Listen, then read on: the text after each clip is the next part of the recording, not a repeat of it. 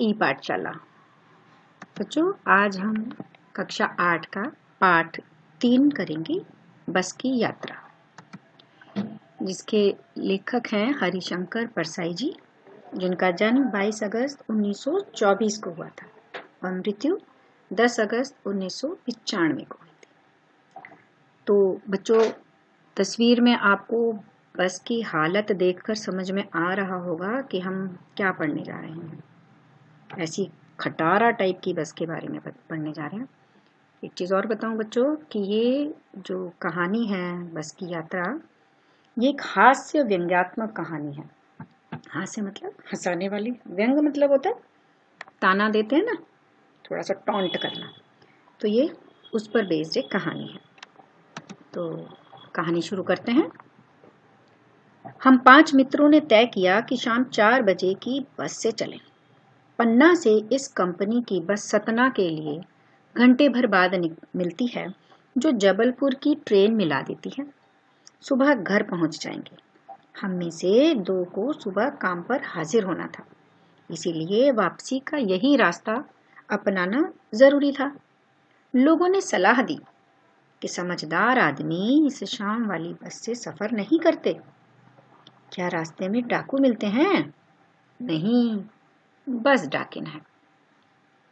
यहाँ पर 5 मित्र आपस में चर्चा कर रहे हैं कि उन्हें कहीं जाना है घूमने के लिए। जैसे आप वीकेंड पे कहीं घूमने चले जाते हैं, नानी के घर, बुआ के घर, मौसी के घर, तो ऐसे ही ये वीकेंड बनाने के लिए कहीं जाना चाहते हैं और इन्हें एक गाड़ी पकड़नी है। सतना, जो कि मध्य प्रदेश में है, जबलपुर भी मध्य प्रदेश में ही है, तो जबलपुर के लिए वो ट्रेन मिला देती है सतना से। सतना भी एक स्टेशन है, बहुत बड़ा है। और एक चीज़ और बताऊँ, सतना कहते हैं कि बच्चों बड़ा ही फेमस जगह है कुछ चीज़ के लिए, चित्रकूट के लिए, जहाँ पर वनवास के समय में अधिकतर समय रामचंद्र जी ने चित्रकूट में ही बिताया था। तो वहाँ के लिए उन्हें जाना था कि भाई सतना का जो स्टेशन है वहाँ से जबलपुर की ट्रेन मिल जाती है, तो उसके बाद सुबह घर पहुँच जाएंगे। क्योंकि 5 मित्रों में से 2 को ऑफिस ज्वाइन करना था। जैसे आपको मंडे स्कूल ज्वाइन करना हो तो तुरंत आने की जल्दी रहती ना, प्लानिंग ऐसे करके चलते हैं कि झट से हमें बाहर की आउटिंग भी हो जाए और स्कूल भी ज्वाइन कर ले उस दिन आके, कोई लीव ना लगे। तो उन्हें लगा कि वापसी के लिए भी यही रास्ता अपना लेंगे।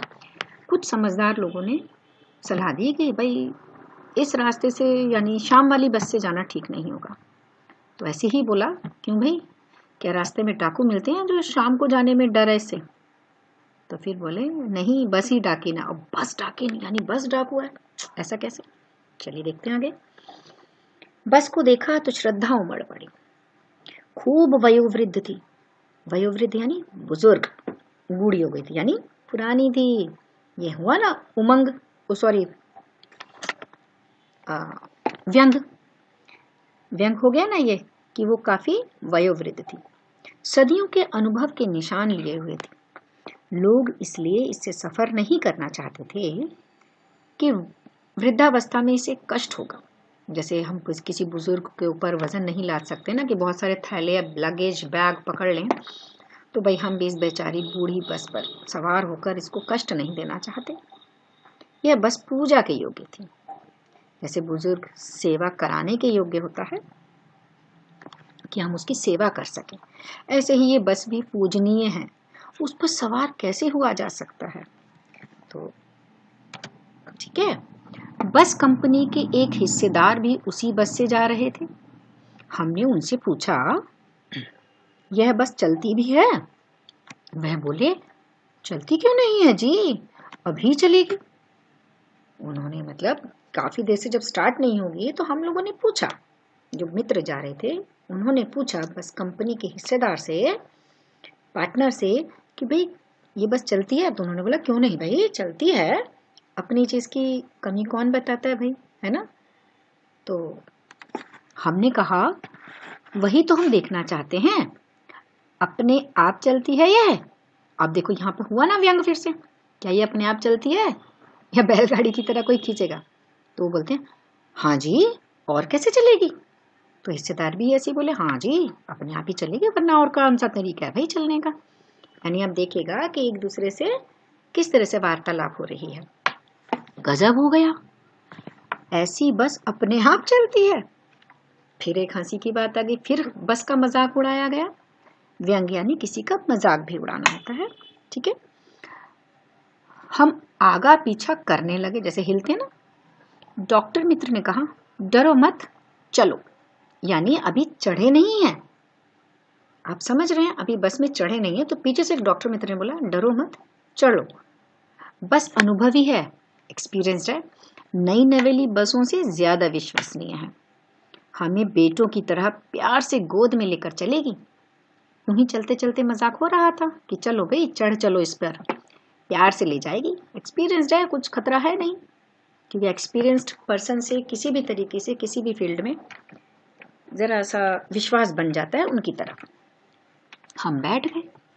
जो छोड़ने आए थे वे इस तरह देख रहे थे जैसे अंतिम विदा दे रहे हैं। उनकी आंखें कह रही थी, आना जाना तो लगा ही रहता है, आया है सो जाएगा, राजा रंग का फकीर। आदमी को कूच करने के लिए एक निमित्त चाहिए। यानी इस तरीके से उनकी आंखें कहती, पता नहीं हमारी दोबारा से मुलाकात होगी या नहीं। इंजन सचमुच स्टार्ट हो गया, ऐसा जैसे सारी बस ही इंजन है और हम इंजन के भीतर बैठे हैं। यानी आप समझिए कैसे घड़ घड़ घड़ की आवाज आ रही होगी। कांच बहुत कम बचे थे और जो बचे थे उनसे हमें बचना था।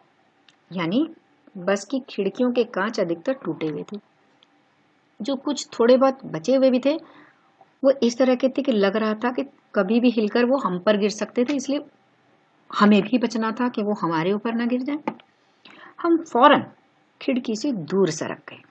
इंजन चल रहा था, हमें लग रहा था कि हमारी सीट के नीचे इंजन है। यानी एक तो गर्म लग रहा था, ऊपर से घड़ घड़ की आवाज इतनी जोर से आ रही थी। बस सचमुच चल पड़ी और हमें लगा कि यह गांधी जी के असहयोग और सविनय अवज्ञा आंदोलनों के वक्त अवश्य जवान रही होगी। असहयोग आंदोलन देखा है ना, क्या था, सुना तो होगा आपने कि क्या था वो, जब हम अंग्रेजों के खिलाफ हो गए थे हमारा भारतवर्ष, कि हम उनको सहयोग नहीं करेंगे, उनकी आज्ञा का पालन, उनके ऑर्डर्स को फॉलो नहीं करेंगे। तो ऐसा लग रहा था कि ये बस उस समय में जवान रहेगी। तो वो जज्बा अभी तक भी है इसका कि असहयोग करना है, हमें सहयोग नहीं करना। वो हमारा सहयोग ना करते हुए धीरे धीरे चले। उसे ट्रेनिंग मिल चुकी थी, हर हिस्सा दूसरे से असहयोग कर रहा था। समझिए, बस में हर हिस्सा एक दूसरे से असहयोग, यानी कोई भी हिस्सा दूसरे को कोऑपरेट नहीं कर रहा था। जबकि बस तो तभी चलेगी ना जब सारे पार्ट्स प्रॉपर वर्क कर रहे होंगे। यहाँ पर वही चीज समस्या लग रही थी। पूरी बस सविनय अवज्ञा आंदोलन के दौर से गुजर रही थी। सीट की बॉडी से असहयोग चल रहा था, यानी वो भी हिल रही थी, एक दूसरे से मतलब गद्दी अलग गिरने को तैयार। कभी लगता सीट बॉडी को छोड़कर आगे निकल गई है, तो कभी लगता कि सीट को छोड़कर बॉडी आगे भागी जा रही है। 8-10 मील चलने पर सारे भेदभाव मिट गए। ये समझ में नहीं आता था कि सीट पर हम बैठे हैं या सीट हम पर बैठी है। यानी सीट के अंजर पंजर भी इस तरीके से हिले हुए थे। एकाएक बस रुक गई। मालूम हुआ कि पेट्रोल की टंकी में छेद हो गया। लो भाई, एक और आई मुसीबत। ड्राइवर ने बाल्टी में पेट्रोल निकालकर उसे बगल में रखा और नली लगाकर इंजन में भेजने लगा। अब मैं उम्मीद कर रहा था कि थोड़ी देर बाद बस कंपनी के हिस्सेदार इंजन को निकालकर गोद में रख लेंगे और उसे नली से पेट्रोल पिलाएंगे, जैसे माँ बच्चे के मुंह में दूध की शीशी लगाती है। आप समझे क्या हालत थी बस की, इंजन का क्या हालत, पेट्रोल की टंकी का क्या हालत। तो यानी बस पूरी ही जर्जर स्थिति में थी बच्चों। बस की रफ्तार 15-20 मील हो गई थी। मुझे उसके किसी हिस्से पर भरोसा नहीं था। ब्रेक फेल हो सकता है, स्टीयरिंग टूट सकता है। प्रकृति के दृश्य बहुत लुभावने थे भाई। आसपास पेड़ थे बड़े बड़े, हम कुदरत का नजारा ले रहे थे, लेकिन दोनों तरफ हरे भरे पेड़ थे जिन पर पक्षी बैठे थे। मैं हर पेड़ को अपना दुश्मन समझ रहा था। आप समझिएगा, हर पेड़ को अपना दुश्मन। तो प्रकृति का नज़ारा बड़ा खूबसूरत होता है, लेकिन फिर भी हर पेड़ को दुश्मन क्यों समझा जा रहा था, जरा समझिए। जो भी पेड़ आता डर लगता कि इससे बस टकराएगी, तो पेड़ हुआ ना दुश्मन। वह निकल जाता तो दूसरे पेड़ का इंतजार करता। झील दिखती तो सोचता कि इसमें बस गोता लगा जाएगी, यानी बस का बैलेंस कभी भी बिगड़ सकता है और हम उसमें गोता लगा रहे होंगे। ये हालात थे बस के। तो जो सवारियां बैठी थी, अब समझिए कि उनके दिल की क्या हालत हो रही होगी। आगे सुनिए। एकाएक बस फिर रुकी। ड्राइवर ने तरह तरह की तरकीबें की, पर वह चली नहीं। सविनय अवज्ञा आंदोलन शुरू हो गया था। कंपनी के हिस्सेदार कह रहे थे, बस तो फर्स्ट क्लास है जी, यह तो इत्तेफाक की बात है।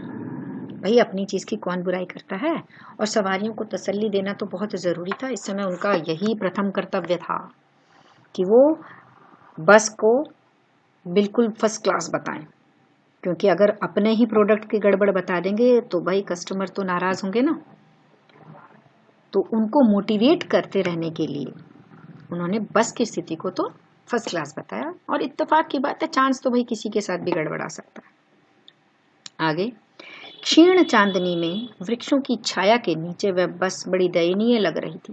बेचारी, लगता जैसे कोई वृद्धा थक कर बैठ गई हो।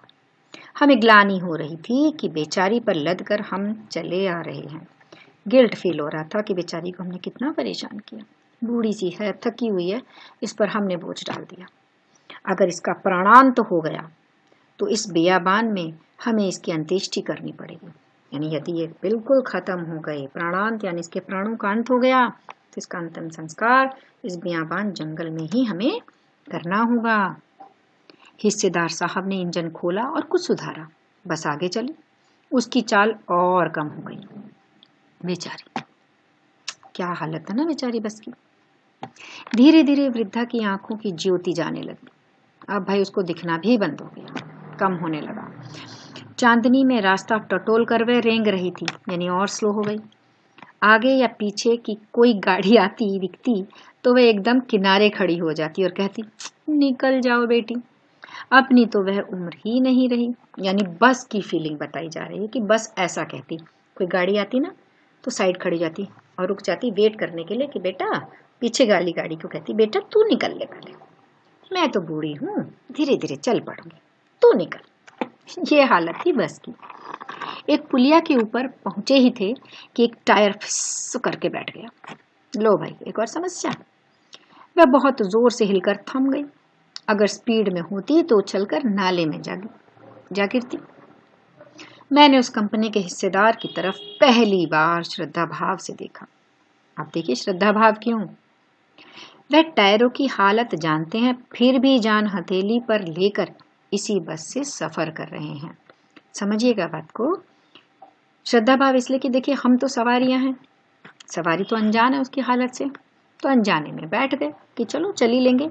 और कुछ हिस्सेदार जो था वो, उसको तो हालात का जायजा था, उसको तो बस की सारी स्थिति पता थी, लेकिन उसके बाद भी जानबूझकर अपनी जान को खतरे में डालकर उस पर बैठा रहता था वो। तो इसीलिए उसके प्रति श्रद्धा आ रही थी, श्रद्धा भाव उमड़ रहे थे। उत्सर्ग की ऐसी भावना दुर्लभ है। क्या समर्पण था। सोचा, इस आदमी के साहस और बलिदान भावना का सही उपयोग नहीं हो रहा है। भाई, क्या समर्पण है, क्या साहस है, क्या बलिदान की भावना है कि अपना काम चलाने के लिए, कंपनी चलाने के लिए वो अपनी जान खतरे में डालकर, जोखिम में डालकर उस पर बैठा रहता है। भाई, उसको देखकर सवारी भी तो बैठ जाती है आखिर। तो है तो बलिदान ही। इसे तो किसी क्रांतिकारी आंदोलन का नेता होना चाहिए। बेकार ही यहाँ पर बलिदान कर रहा है। अगर बस नाले में गिर पड़ती और हम सब मर जाते तो देवता बाहें पसारे उसका इंतजार करते, कहते वह महान आदमी आ रहा है जिसने एक टायर के लिए प्राण दे दिए। मर गया पर टायर नहीं बदला। देखा कि क्या व्यंग्य करा गया। यहाँ पर भी क्या मजाक बना है कि देवता भी उसका आदर करते, स्वागत करते। क्यों? क्योंकि उसको तो पता था ना कि टायर गड़बड़ है, बीच में और बड़ा हादसा हो सकता है, लेकिन फिर भी उसने टायर नहीं बदला, प्राण देने के लिए तैयार हो गया, उसके लिए जोखिम उठा लिया। चलिए आगे बढ़ते हैं। दूसरा घिसा टायर लगाकर बस फिर निकली। अब हमने वक्त पर पन्ना पहुंचने की उम्मीद छोड़ दी थी। पन्ना कभी भी पहुंचने की उम्मीद छोड़ दी थी। पन्ना क्या, कहीं भी कभी भी पहुंचने की उम्मीद छोड़ दी थी। उन्हें लग रहा था, हम सबको लग रहा था, लेखक ऐसा बोल रहे हैं कि हम सबको लग रहा था अब तो बस बैठे हैं तो बैठे हैं, पता नहीं पहुंच भी पाएंगे या नहीं, पहुंच गए तो भी बहुत बढ़िया। लगता था जिंदगी इसी बस में गुजारनी है और इससे सीधे उस लोक को प्रयाण करना है जहां से कोई नहीं लौटता। इस पृथ्वी पर उसकी कोई मंजिल नहीं है। हमारी बेताबी, तनाव खत्म हो गए। हम बड़े इत्मीनान से घर की तरह बैठ गए। जब होता है ना बेटा, किसी चीज का पता चल जाता है कि भाई अब तो इसका कोई इलाज है ही नहीं, तो बेफिक्र होकर बैठ जाते हैं, सोचना ही छोड़े, जो होगा देखा जाएगा। वही हालात यहाँ हुए कि अब हम इत्मीनान से घर की तरह बैठ गए। चिंता जाती रही मतलब अब चिंता छोड़ दी, जो होगा देखा जाएगा।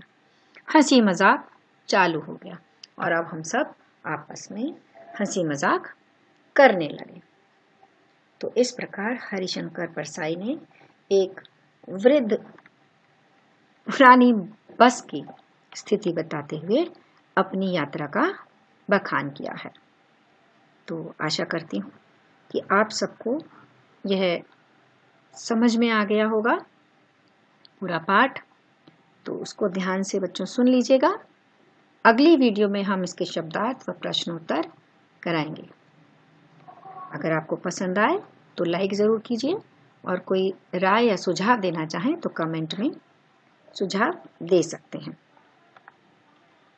तब तक के लिए धन्यवाद बच्चों।